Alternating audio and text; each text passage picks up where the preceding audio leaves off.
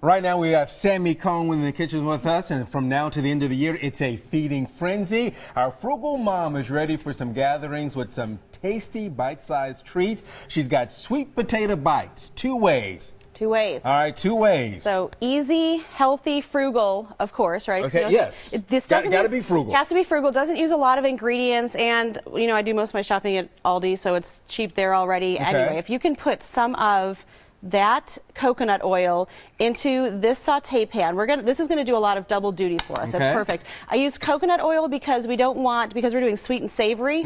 We don't want to have too much of a taste. We don't want to use an olive oil. Plus that has a higher cook rate. Okay. So that's better for us. And then what you're gonna do is you're gonna take your sweet potato, and what's interesting here is that mostly sweet potatoes sometimes have these weird shapes to them, yes, right? And so what you want to do is that we will actually peel off the kind of weird part of the shape, because we're going to use that for a mash. Okay. So you're going to peel off the oblong part, and then you're going to slice the rest of it. So I've sliced these into about 1/4-inch slices, and Leland, if you can start putting these into our coconut oil and just lay them in a single layer on the pan. All right. And then what you will do is you're going to take 1 russet potato and then the leftover from the sweet potato, and you're going to dice these and boil them. And what I do is after these are done cooking, you can put some water and just do a shallow boil to that. And that's going to end up with the mash that you see right there. So you're using, like I said, the potato, you're not wasting any of the potato, and I just put this in a plastic sandwich bag, cut the tip off of it, and what you will do is that after they fry for a little bit, about 5 minutes on each side, you're going to have them come out like the sheet pan that you have over on your right. Okay. I'll take that out of your way if you need me to. Thank you. Okay. And you're just going to put a dollop of the sweet potato. I've done a row for you there, if you can do the top row. Because and how long did you put these in the skillet to get them like you want them? About 5 minutes on each side. Okay. You're going to just kind of do a shallow fry there. All right. And then while you're doing that, you're going to caramelize some onions. I learned this trick from Manit Chauhan last time she was on the show. Yeah. You do it low and slow. And so you just caramelize the onions on low heat for about 30 minutes. And then you're going to take these, and if you want, you can top them, our little bites, with the caramelized onion, and you're going to dollop those on there. Okay. And if you want, that you can stop at that, and it'll be completely vegetarian. If you want to add the bacon bits, most of us would. Yes, most of us would. Or you could do two ways. Right, exactly. So do some, because my daughter's vegetarian, so I do some with, some without. So that's our savory right there. So that's perfect. Good job.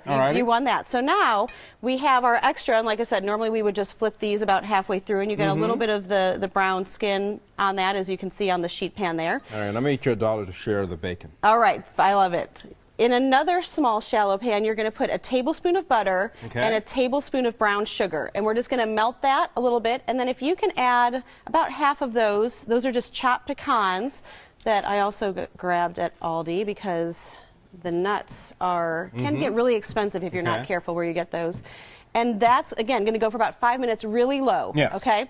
So for the sweet potato bites, say that 3 times fast, you can either take a large marshmallow and just peel it in half and top it on your sweet potato, or you can take 2 mini marshmallows. So you can leave those there, and if you want to, you can leave the spoon there, you're good. And you'll just literally dollop these like this. And then all of that, once you do that with all of them, they're going to go in the oven for another 5 minutes, 425-degree oven for 5 minutes. Your marshmallow will brown, and that's when you're going to pull it out. And we lost our other little spoon here, but that's when you'll pull it out and then top the browned marshmallow with a little bit of the candied pecans and go back in. Yeah, kids can have fun with this, and as Meryl tastes one of these, you got 2 other quick things that you can find on the website: a drunken prune. A drunken prune or a drunken plum, if you don't like. You can actually rehydrate them in red wine, or as I did, in a non-alcoholic cider, and then that's a cream cheese whipped cream mixture with a pistachio on top and lemon. We have a candied apple wrapped bacon wrapped apple. We should do. And again, all that's going to be on the website. That's on the website. But what do you think? Super good. Really good. I like that. And one of the great things is that Aldi right now is donating 10 meals for every emoticon you use on Venmo. 10 meals for Feeding America. Fantastic. Thank you for being with us. For more meal planning ideas and ways to save your family money, check out SamiCone.com.